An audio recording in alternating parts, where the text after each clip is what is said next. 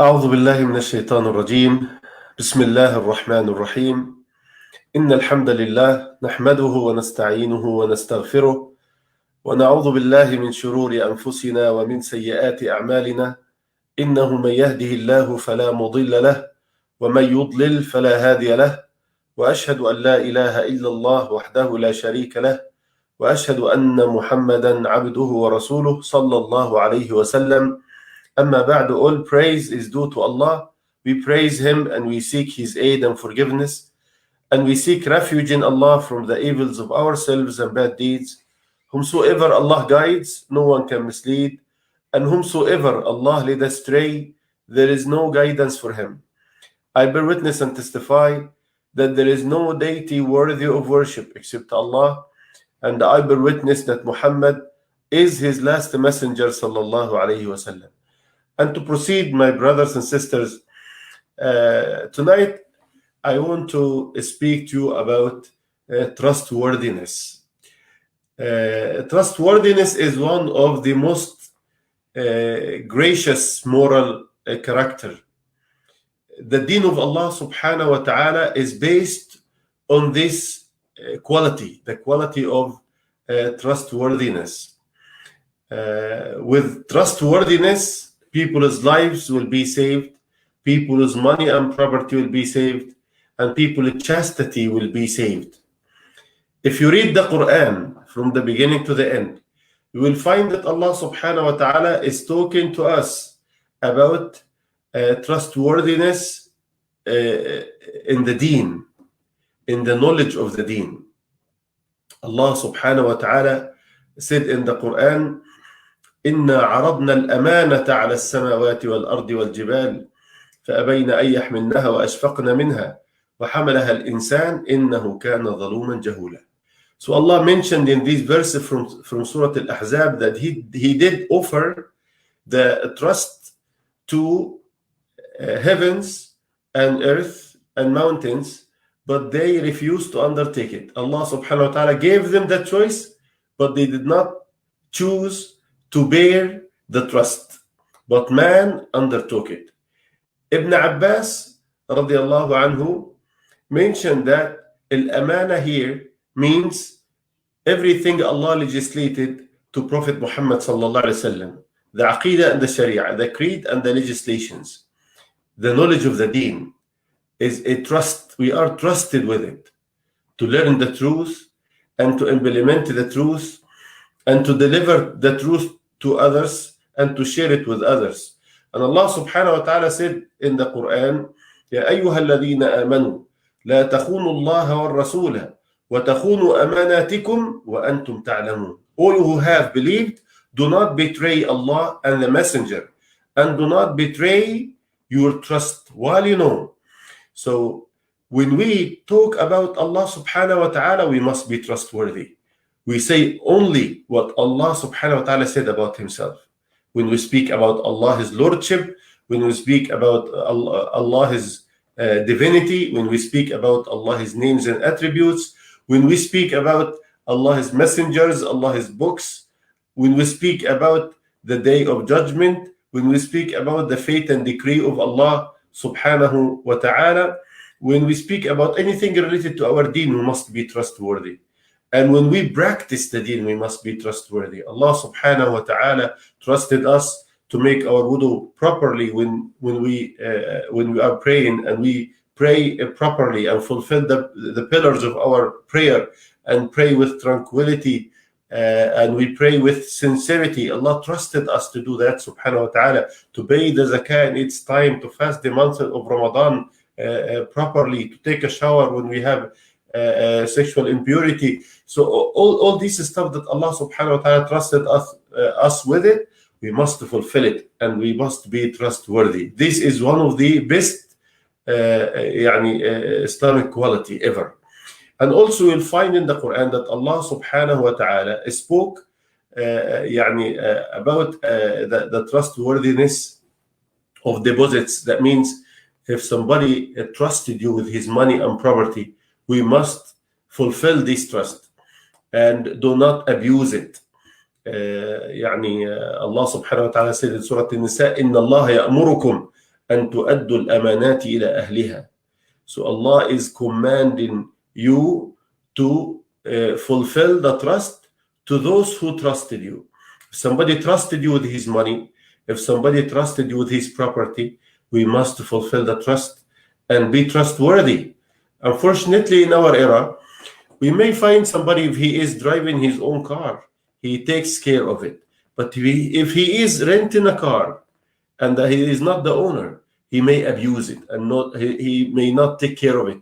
Why? Because it's not his. So he doesn't care.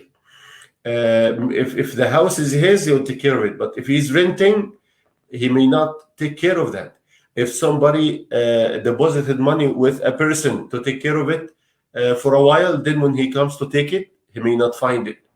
If somebody comes to take a loan from somebody and the time comes for the loan to be returned, you don't find the person who is begging his brother to give him a loan, and now the owner of the money is begging the lender to return the money back.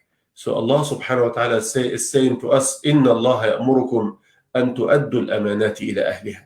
If somebody trusted you with his money or with his property, you must fulfill the trust. Also in the Quran, when you read the Quran, you will find that Allah subhanahu wa ta'ala is talking about the trust of chastity.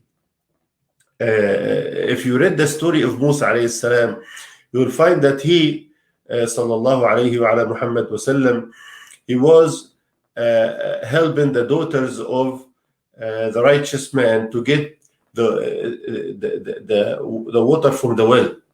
When Musa alayhi salatu wasalam found the two women are trying to get water from the well and they were not able to go because of the big crowd there, they were waiting for people to finish first. Then he offered his service and he went to help them and to bring water for them from the well. And then when he was taking them back home, he was walking in front of them. He did not walk behind them. Why? He did not walk beside them because he doesn't want them to be in front of his eyes.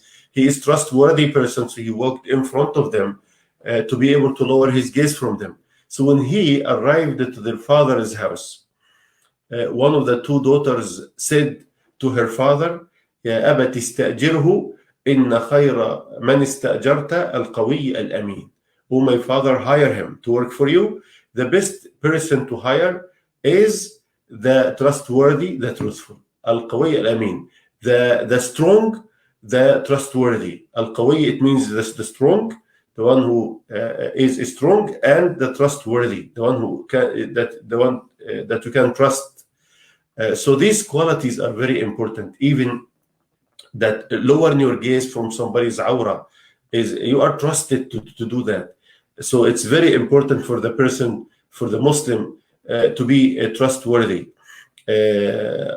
Also, when you read the Quran, you will find that the messengers of Allah used to introduce themselves to their people by saying, Inni lakum rasulun amin. Inni lakum rasulun amin. In Surah Al-Shu'ara, this verse was repeated multiple times. Nuh alayhi salam, Lut alayhi salam, Salih alayhi salam, Hud alayhi salam, Shu'aib alayhi salam. Each one of them introduced himself to his people by saying, Inni lakum rasulun amin. Indeed, I am to you a trustworthy messenger, a trustworthy messenger.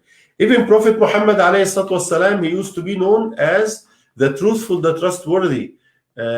Before he received the message of Allah subhanahu wa ta'ala. He lived 40 years in Mecca, known to people as the truthful, the trustworthy. Allah subhanahu wa ta'ala prepared him for his mission and built his credibility. And the best qualities Allah subhanahu wa ta'ala built for him, truthfulness and trustworthiness.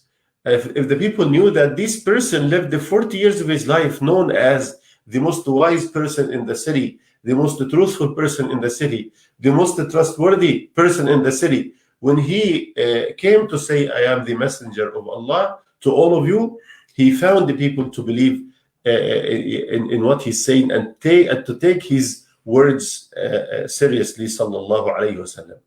Also, Allah subhanahu wa ta'ala described his angel Jibreel alayhi salam with this quality.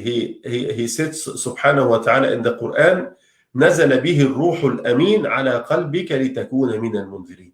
So the Quran was revealed with الروح الأمين, the trustworthy spirit, the trustworthy spirit. So Allah subhanahu wa ta'ala called Jibreel alayhi salam the trustworthy spirit. So it is quality in the angels of Allah subhanahu wa ta'ala, quality in the messengers of Allah subhanahu wa ta'ala, and it is also the quality of every believer. See how Abu Bakr as-Siddiq radiallahu anhu used to be called also as-Siddiq. As-Siddiq is the one who is truthful. He believes in the truth and he speaks the truth and he stands for the truth, and he is a trusted person and he is a trustworthy person. And each one of us is born with this quality in the bottom of his heart. Allah subhanahu the Prophet ﷺ said in hadith, and this hadith is reported in Sahih Bukhari and Muslim and narrated by Anas ibn Malik radiallahu anhu. He's mentioned that Prophet Muhammad said alayhi salatu wassalam, إن الأمانة نزلت في جذر قلوب الرجال ثم علموا من القرآن ثم علموا من السنة. So that means Allah subhanahu wa ta'ala revealed this trustworthiness to the bottom of the heart of every person. Then they learned from the Quran, and then they learned from the Sunnah. So this trustworthiness will grow and become strong. And subhanAllah, the person may betray this trust and did not follow this trust. So the Prophet mentioned alayhi in part of this hadith that the person may sleep in the beginning of the night and wakes up in the morning and he will find the amana is taken from his heart. So Allah may punish a person by taking the amana from his heart until he repents. Subhanallah. So Allah gifts every believer this amana. It is the fitrah that Allah subhanahu wa ta'ala granted every person and gifted every person. And if the person is trustworthy and he will learn from the Quran and learn from the Sunnah and develop this trustworthiness and behave as trustworthy, so Allah subhanahu wa ta'ala will make it stronger and stronger. But if the person betrayed his Lord subhanahu wa ta'ala and his messenger and did not fulfill this amana, Allah subhanahu wa ta'ala may take it away from him. Allah subhanahu wa ta'ala may take it away from him. Allah Azza wa Jal said in the Quran, وَالَّذِينَ هُمْ لِأَمَانَاتِهِمْ وَعَهْدِهِمْ رَاعُونَ. So Allah described the believers that they fulfill their covenant. And if you trust them, they don't abuse the trust. They fulfill the trust if they are trusted. And also Prophet Muhammad said alayhi salatu wassalam, لا إيمان لمن لا أمانة له. The one who is not trustworthy, maybe he is not a believer at all, or his belief is very weak. So his iman is not complete. If his trustworthiness is weak, so his iman is weak. If he doesn't have trustworthiness at all, it means he doesn't have iman at all. وَالْعِيَاذُ بِاللَّهِ. So if Allah subhanahu wa ta'ala gifted us eyes and tongue and ears and brain, these are amanat. Allah subhanahu wa ta'ala trusted us with these hawas, these body parts. So if Allah trusted us with our brains, we should not abuse this brain by drinking alcohol or drinking or using drugs, because Allah subhanahu wa ta'ala created these brains for us to think right and to know right from wrong and good from bad and evil from right. So it's very important to be thankful to Allah subhanahu wa ta'ala by being trustworthy and taking care of these gifts that Allah subhanahu wa ta'ala gifted you. If Allah subhanahu wa ta'ala gifted you eyes, so take care of it. It's amana. If Allah subhanahu wa ta'ala created tongue for you, so use it for what is good and don't use it for evil, for what is evil, to be a trustworthy. Also, Allah subhanahu wa ta'ala created you this ear to hear what benefits you and not to spy on people or to hear what is haram and what is wrong.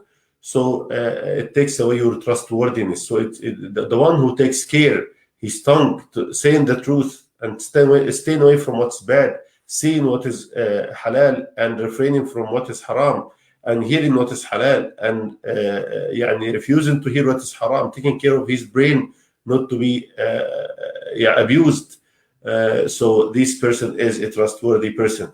But the one who does not take care of that, absolutely he is not trustworthy. Allah subhanahu wa ta'ala said in the Quran, وَلَا تَقْفُ مَا لَيْسَ لَكَ بِهِ عِلْمٍ إِنَّ السَّمْعَ وَالْبَصَرَ وَالْفُؤَادَ كُلُّ أُولَئِكَ كَانَ عَنْهُ مَسْئُولًا. So in this verse, Allah said subhanahu wa ta'ala, don't speak about what you don't know.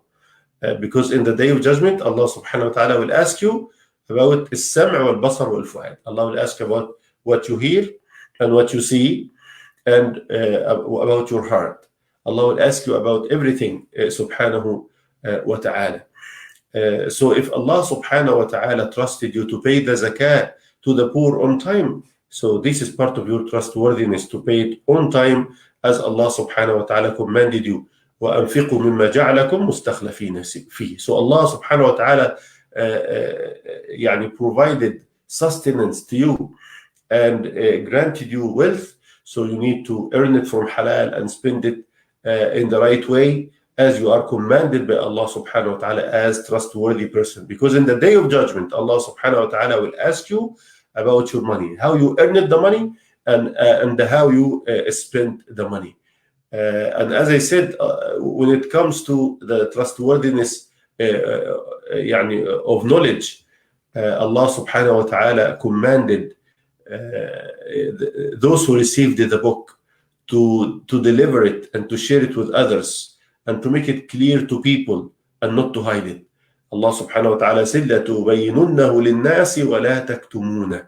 لَتُبَيِّنُنَّهُ لِلنَّاسِ وَلَا تَكْتُمُونَ. So Allah subhanahu wa ta'ala trusted the believers to make the religion and the guidance of Allah and the guidance of Muhammad clear to people and not to hide it from them.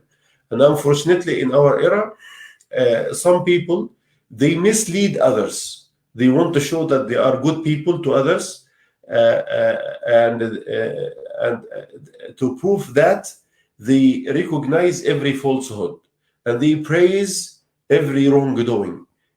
They are trying to say that we get along with anything and we accept anything and everything is good. And absolutely, this is not the behavior of a trustworthy person. If you see something wrong, you must make it clear to people that it is wrong and don't accept it. To love for them what you love for yourself, and not to deceive them, not to hide the guidance from them. If somebody asked you about the guidance of Muhammad sallallahu alaihi wasallam or the guidance of the Quran and you hide it from them, so Allah subhanahu wa ta'ala will punish you for this in the day of judgment. As he said, as the Prophet said alayhi salatu wasalam, man su'ila an ilm fakatamah aljamahu Allah بِلِجَامٍ مِّن نَارٍ يَوْمَ الْقِيَامَةِ. The one who hide the truth from people, he comes in the day of judgment while his mouth is sealed, subhanahu wa ta'ala, from fire. And also, it's very important for the people to fulfill the amana of the worship as you are commanded. So when you make your wudu, you make it as a trustworthy person, to perfect that. When you pray, you do it as trustworthy person. When you pay your zakah, when you fast in Ramadan, when you take shower from sexual impurity, all this stuff, you do it properly as you are commanded. Some people, unfortunately, they perfect their actions of worship publicly only. But when they do it behind closed door, they don't perfect their worship. And they don't care that much. Well, absolutely, it's the opposite of trustworthiness. This is considered hypocrisy. May Allah subhanahu wa ta'ala protect all of us from that. Also, part of the trustworthiness of the believer is to keep secrets. Subhanallah, some people may sit together as friends, and one of them may keep secret with them and ask them not to tell anyone. So each one of them will go to speak about it with a friend, or to speak about it with his wife or kids, and يعني betray the trust. But we did not learn that from our deen. The Prophet said عليه الصلاة والسلام المجالس بالأمانة. يعني we sit with people in a meeting and they don't want you to speak about what happened in this meeting outside the meeting. So it's part of your trustworthiness is to keep the secret and not to speak about it after the meeting is over. The Prophet عليه الصلاة والسلام said in hadith إذا حدثك الرجل أو إذا حدثك أخوك ثم التفت فهي أمانة. So if your brother, if a man spoke to you and you saw him looking right and left, trying to see if somebody is listening, this behavior of him tells you that he doesn't want anybody to hear. So without it saying to you, keep it a secret, you understood he doesn't want anybody to know. So you must be trustworthy and not to leak his secret and expose his secret because he trusted you and he spoke to you as trustworthy person. The Prophet said عليه الصلاة والسلام كفى بالمرء خيانة أن يحدث أخاه هو له بمصدق وهو له كاذب. يعني it is enough it is enough deception, enough to be considered deception, to speak to your brother and he speaks to you. He believes in what you say to him, and in fact you are lying to him. He is trusting you and giving you his ear and believing in what you are saying and giving you benefit of a doubt, and in the same time you are lying to him. So the Prophet said this is enough khiyana, enough deception, enough betraying to your Muslim brother, that he's trusting your words and giving you his time and giving you his ear and listening to what you're saying, giving you benefit of a doubt, and you are leaking his secret. The Prophet ﷺ informed Abu Bakr as-Siddiq that he will ask for the hand of Hafsa, the daughter of Umar, and Abu Bakr kept the secret of Rasulullah sallallahu alayhi wasallam until the Prophet himself announced his intention alayhi salatu wasalam. Even that Umar never expected the Prophet ﷺ to ask for the hand of Hafsa, and he offered the Hafsa to Abu Bakr, and Abu Bakr as-Siddiq radiallahu anhu was not able to say I can't take this step because the Prophet ﷺ is thinking to marry your daughter. He did not even say these words to Umar, and he kept the secret of Rasulullah ﷺ because he is a trustworthy person. Hudhayfa, one of the companions, the Prophet ﷺ trusted him with the names of the hypocrites, and he did not mention that to anyone. Even when Umar came and told him, "Oh Hudhayfa, did you hear my name among the names of the hypocrites?" So Hudhayfa said to him, "No, but I will never answer that question to anyone else." When it comes to Umar is one of the 10 people who were promised to paradise while they are still alive. So Umar used to be Al-Faruq. The Prophet said about Umar that the shaitan fears Umar. If Umar is walking in a street, the shaitan will never walk in this street. Allah subhanahu wa ta'ala put the truth in the heart of Umar and above his tongue. So Umar was very well known. You cannot consider that Huzaifa added any information to Umar or to the Muslim community. But Hudhayfa never leaked any of the names of the hypocrites that Prophet Muhammad ﷺ trusted him with. Also, when Prophet Muhammad ﷺ was about to die, and he informed Fatima that he will die soon, and the first person from his family members will die after him is Fatima herself. And radiallahu anha, she did not leak this secret. When Aisha came to her and she said to her, the Prophet was talking to you and you was crying, and then you started to laugh. What he told you? So she refused to say anything until the Prophet ﷺ passed away. So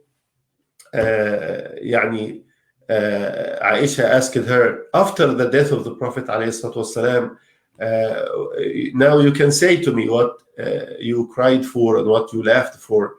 And she said, the Prophet ﷺ informed me that he is close to die. So I cried.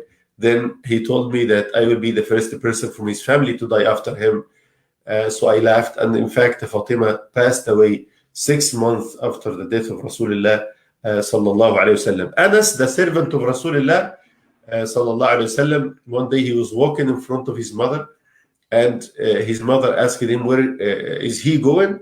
And he said, I'm going to do something the Prophet ﷺ told me to do it and not to tell anyone. So his mother told him, so go and do what the Prophet told you to do and don't tell anyone. Keep the secret of Rasulullah sallallahu alayhi wasallam. So imagine the mother here did not tell him, no, you must tell me I am your mother. No, she told him, keep the secret of Rasulullah sallallahu alayhi wasallam. And this is how the mother should raise her child. Not to pressure him to leak the secret of his father or the secret of his sister or the secret of his brother. If he is trusted, he must keep the trust as long as this information that he is covering is not harming anyone. Absolutely nobody is saying if you heard somebody is going to kill somebody, keep his secret, or somebody going to steal a bank or to rob a bank, so keep his secret. Nobody say if you heard somebody is going to harm someone in any way to keep his secret. This kind of secrets should not be kept. But we're talking about the personal secret of people's personal life. And I want to pressure a little bit on being trustworthy regarding money, because money is the fitna or the huge test that people are failing in our era and in every era. The Prophet ﷺ mentioned in hadith that the martyr, Allah will expiate all his sins except his debt. If he owes people money, that will not be forgiven until he pays his debt in the day of judgment from his righteous deed. And the Prophet said, عليه الصلاة والسلام, مطل الغني ظلم يحل عرضه وعقوبته. If a person owes people money and the time comes and he has the money to pay and he's playing games with them and is not giving them the right on time, so the Prophet said, والسلام, this allows people to backbite him. Because if people wanted to complain to judges or to prosecutor or even to the community to pressure this person to pay his debt, they have right to do that. And also, his behavior allows him to be punished in the court system if he takes people's money and run away with it. So it's it is mentioned in one of the hadith of Rasulullah sallallahu alayhi wasallam that the one who takes people's money with intention to return it back on time, Allah will help him to return it back on time. And the one who takes people's money with intention to destroy it, Allah will destroy him. Subhanahu wa ta'ala. Subhanahu wa ta'ala. So أدي الأمانة لمن ائتمنك ولا تخن من خانك. So if somebody trusted you, fulfill the trust and don't betray the one who betrayed you. Don't betray the one who betrayed you. And if somebody kept a trust with you, fulfill his trust and show this beautiful quality that is considered one of the most important quality of the Muslims. Also, the Muslims must be trustworthy when they sell and they buy. The one who participate in trading, or the one who sell and buy in the market, the businessman who working to sell and buy. If he is trustworthy, he will be resurrected with النبيين والصديقين والشهداء. The Prophet said that, sallallahu alaihi wasallam. He will be resurrected with النبيين والصديقين والشهداء. He will be with the prophets in the day of judgment and the martyrs and the righteous people. And the righteous people, the one who is truthful in his selling and his buying as trader or a business man. Because of these qualities of truthfulness and trustworthiness, people used to accept Islam. If you look to India and this part of the world, people accepted Islam because of their dealing with Muslim businessmen. When the Muslims used to go to India to sell and to buy, and people experienced their trustworthiness and their truthfulness and their righteousness and their dealing with others. So they accepted the deen of Allah subhanahu wa ta'ala. Also, one of the things that I want to mention in this subject is to give people is right if they are working for you, because some business owners, they push people to work like slaves, and when it comes to pay them their rights, they don't want to pay them their rights according to the urf, according to the system of the society and the country that they are living in. Unfortunately, it's easy to bring somebody to work for you at home, but don't pay him, or to bring somebody to work for you in your store, on your office, and you don't pay him, or to bring him to work in your institution or in your organization, and you don't pay him. This is also lack of trustworthiness. If somebody is working for you, as he fulfills his work as a trustworthy, you also must pay him on time as a trustworthy person. The Prophet said, alayhi wasalam,